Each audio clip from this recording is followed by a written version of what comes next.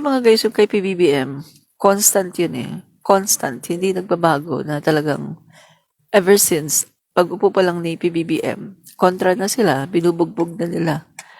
Pero yung kay Speaker, lately lang talaga, dahil yun sa ginawa ni GMA, no, na planong pagpapatalsik kay Speaker Martin Romualdez para iupo yung sarili niya, nang sa ganon, mabilis nilang magawa yung kanilang impeachment plot para kay PBBM. Kaso nga 'di ba, ang nangyari mga guys, may yung mga kongresista na kinausap niya, nagsumbong kay Speaker Martin Romualdez. So nangyari, na-demote siya, 'di ba?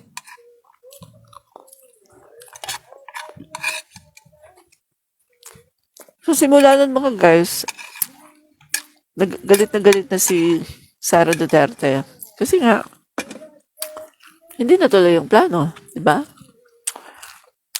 Kinampihan niya si Gloria.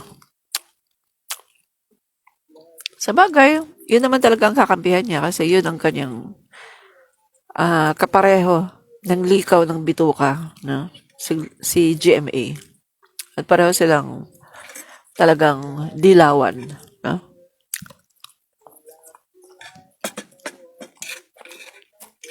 Kaya hindi na tayo magtataka kung bakit si Gloria ang kinampihan niya. Kasi si Gloria talaga ang malapit sa puso niya. Kasi ever since, dilawan talaga ang mga Duterte, no? Eh, yung tatay ngayon, hindi ka nagpapalit ng partido, eh. PDP laban. Cory Aquino yon, mga kaibigan. Kaya nagtataka ako sa ibang DD sheets. Galit na galit kay Cory. Galit na galit sa Dilawan. Eh, hello. Hindi niyo ba alam? Ang Dilawan ay inyong kakampi. Kasangga ninyo ang Dilawan. Kasi Dilawan ang Duterte. Hindi naman sila pro Marcos eh. Dilawan talaga ang Duterte. Real talk. Eh mga guys So, yun ang nangyari, no? Doon nag-umpisa. Doon sa pagkakatalsik ni GMA.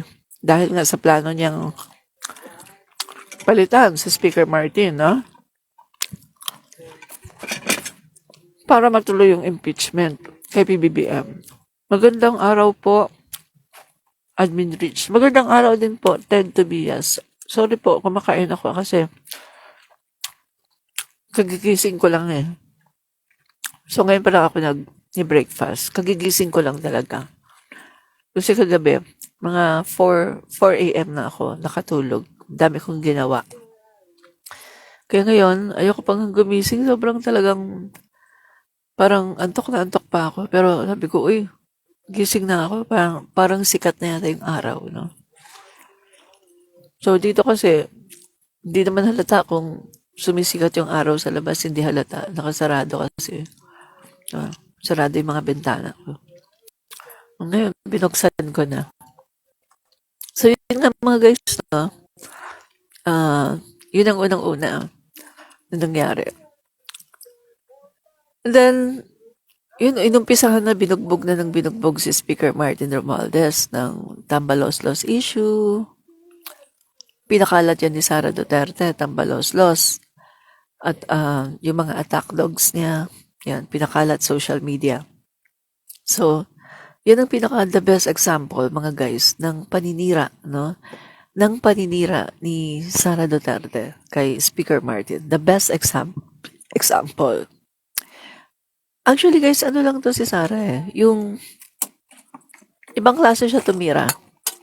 Ibang, ano siya yung may pagka-plastic, mga guys.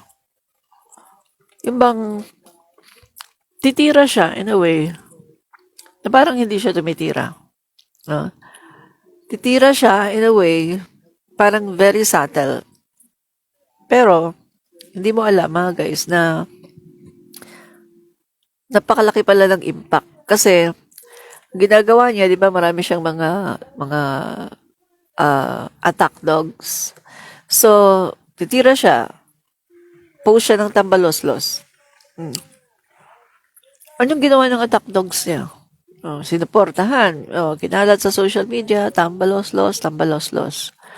Tapos, dumating na yung panahon na, hindi na blind item kung sino yung tambaloslos. Kasi 'di ba pinangalanan niya sa speech, no? Na wala daw kinalaman si Speaker Martin Romualdez doon sa kanyang pagkakampanya. Pero mga guys, nakita naman natin, 'di ba? Yung tinrowback natin yung isa niyang video na kung saan todo salamat siya. Todo pasalamat siya kay Speaker Martin. At pawis, dugo, luha, yun daw ang na-invest ni Speaker Martin sa kanyang candidacy. At nagpapasalamat daw siya sa 32 million at palagi daw siyang busog. Hindi daw siya pinapagutuman. Grabe yung pasasalamat niya kay Speaker Martin, no? So, ibig sabihin, hindi nagtutugma yung sinasabi niya, guys, na walang kinalaman si Speaker Martin sa kanyang pagtakbo, no? Doon pa lang makikita mo na yung kung anong ugali meron siya. So, yun na nga mga guys, no? Si Sara Duterte, kapag tumitira siya, hindi mo masyadong mahalata na tumitira. Very subtle.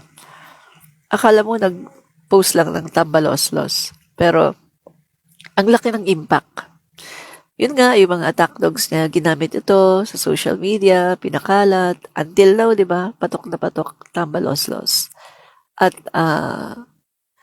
ang pinapatungkulan nila ay walang iba kundi si Speaker Martin Romualdez, no?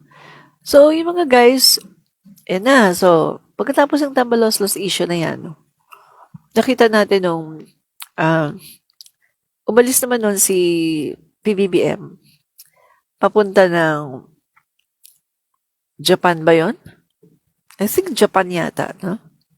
Tapos, correct me if I'm wrong pero sa pagkakaalala ko, Japan. And then mga guys, makikita natin doon si Speaker Martin at saka si Sara Duterte. Si Sara Duterte, sweet na sweet kay Speaker Martin. Mahawak sa ganito sa braso, tapos dumidikit-dikit kay Speaker Martin, pagkatapos tawa ng tawa, kwento ng kwento, yun, kita natin. So, akala ng mga tao, wow, okay na sila, nag-uusap na, sweet na si VP Sara kay Speaker Martin, no? So, then pagkatapos ng mga guys, akala natin okay na, no? Ayun na, mga guys, budget hearing. Kung saan pinapatawag yung mga representative ng mga ahensya ng iba-ibang ahensya ng gobyerno, no? Kasama na sa BP, DepEd, President, no? So, ayan na. Pumunta kami doon mga guys, dumalo kami. No? Excited. Excited kami kasi, budget hearing ngayon ng VP Sara, no, sa Senado, ng OBP at saka ng DepEd. Senado, Kongreso. So, excited kami, guys. Punta kaming Kongreso. And then, ang time na dapat na hearing ng OBP, no, saka ng DepEd, dapat nasa una sila mga guys mga alas 9 a.m. I think nakwento ko na to sa aking mga ibang vlog, no? 9 a.m. sila. Pero mga guys, hindi dumating ng 9 a.m. So sabi ko, akala ko ba darating si na BP Sara? So, ang nangyari guys, tumawag pala sa opisina, no, ni speaker, papa-move yung oras. Kasi, merong mga figures na hindi makita. So, pinamove yung oras. Gawin na lang daw mga 12, no? Sa pagkakatanda ko mga 12. Then, doon kasi sa Congress, guys, walang yung, alas 12, kailangan mag-break tayo. Punta tayo lahat sa social hall. Kumain tayo lahat. Walang ganon. sa Kongreso. Una guys, Admin ang reach. pinapakalat na balita ng mga taong gusto lang talagang sirain. Comentarista. Nakita naman natin na ang kanilang mga pinapakalat ay walang katotohanan. Paano pa man karami ng mga taong sa iyo ay nagagalit, ang talaga naman ikaw ay dinidiba. Pero, galingan mo lang. Dagdagan mo pa, mga kaibigan. At the end of the day, performance doesn't lie. Muli si Admin Rich. Fight fake news, expose the truth. Fight fake news and expose the truth. Fight fake news and expose the truth. Fight fake news, expose the